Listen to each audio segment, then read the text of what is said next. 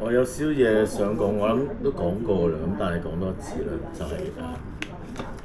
喺我自己個人嗰個理念上高啦，或者其實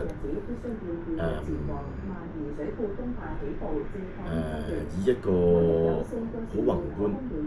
唔講太偉大嘅嘢，就係喺中國裏邊啦。咁我哋只可以講話中華人民共和國係咪即係共產黨係中華人民共和國係啦。咁嘅時候，我哋喺呢個憲法裏邊生活嘅時候，我哋點樣去建設呢個中國夢裏邊嘅呢樣嘢，係唔係一個單打獨鬥，每一個人去揾自己嘅夢想啊？咁而喺個大環境上高嘅時候，我只係講話，我好希望啦，因為呢個實際上唔係一個資本主義，即係我哋唔應該香港係一個資本主義嘅社會，我哋係一個一國兩制嘅社會嘛。我哋有資本主義同有社會主義嘅一個社會嘅地方。咁而每一間公司 suppose 要有一個社會責任喺裏邊。咁而我哋會發覺咧，喺我自己 observation 上高啦，去睇到嘅時候，就算國內好多企業咧，都去學習嘅係美國嗰套嘅經營手法。咁有好有唔好啦。美國嗰套嘅國家嘅經營手法，可以話佢嗰個生意好大。咁但係實際上佢哋嗰啲好似快餐店啊嘅 operation 嘅時候，可能未必係太 align 到其實好完善到呢個社會主義嘅制度裏邊嘅或者個社會責任上嗰個嘢。反而如果我哋觀察嘅時候，我哋會發覺日本嗰啲好似嗰啲 franchise 嗰啲即係反而係個社會責任會強啲嘅喺嗰啲店鋪裏邊，同埋佢會喺大家睇清楚 case study， 你去鋪頭度觀察下個 operation 嘅時候，佢哋日本嘅餐廳會用循環再造，即係好多會 reuse 嘅 cup 啊、煲啊嗰啲咩嘢，但係美國餐廳唔會用好多即棄嘅物品。咁嗰樣係一個社會責任嘅嘢嚟嘅。咁同埋去製造，同埋因為你要人去洗碗嘅時候，某程度上係製造多啲就業嘅。所以我哋會同埋日本嘅公司咧，會發覺日本嘅企業咧係都會去佢會照顧到基本底下嘅人嘅生活。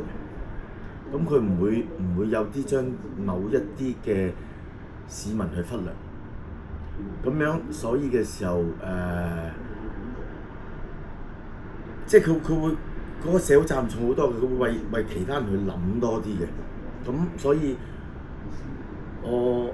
好希望就係咁多位嘅企業家啦，去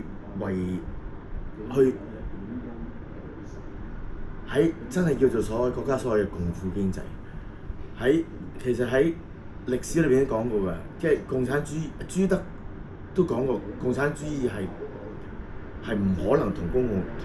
同酬嘅。有啲人嘅工種係要有多啲報酬嘅，咁呢個係競爭力嘅問題。但係我好希望嘅就係話喺呢個資本主義同社會主義之中嘅時候，個資本家個資本唔好太大。我哋唔係容許，即係因為去到嗰個相差太大嘅時候，就會去到當時國民黨同共產黨個工人階級同埋資本階級個鬥爭上嘅喎。即係你唔可以話講，因為工人階級裏邊如果太辛苦嘅時候，佢就會覺得有少真係可以講話係受苦啊。因為無論點樣更努力，佢哋都唔會有一個好嘅生活。咁當一個唔好，即係喺底下嘅大多數有一個唔好嘅生活嘅時候咧，個社會問題其實好嚴重啊！底下嗰班 majority 會影響到成個 society 嗰個氣氛咧，係一個唔好嘅氣氛。咁所以我好希望好多嘅香港嘅企業家或者國內嘅企業家都係去同即係國內所謂嘅共富經濟去照顧到底下咯。咁因為其實好似樓宇住方面咧，可唔可以我 urge 好耐啦，香港政府喺個炒賣上高，如果唔係要你哋唔去調控嘅時候，可唔可以有租務管制？而喺炒賣當中嘅時候，以前有加辣啦，咁嘅時候或者唔係加辣嘅問題，可能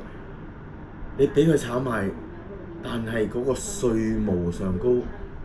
過咗幾多錢之後，個稅要好大幅咁徵收，去將嗰啲稅收去幫助翻底下嘅人，咁反而會仲好啲，唔會阻礙到企業家嗰個貿易嘅運作。咁但係亦都去照顧底下嘅人，亦都唔個制度上高唔好傾斜到淨係照顧上嗰人咯。因為香港其實有好多太荒誕嘅嘢係真係出現咗嘅，就係咁。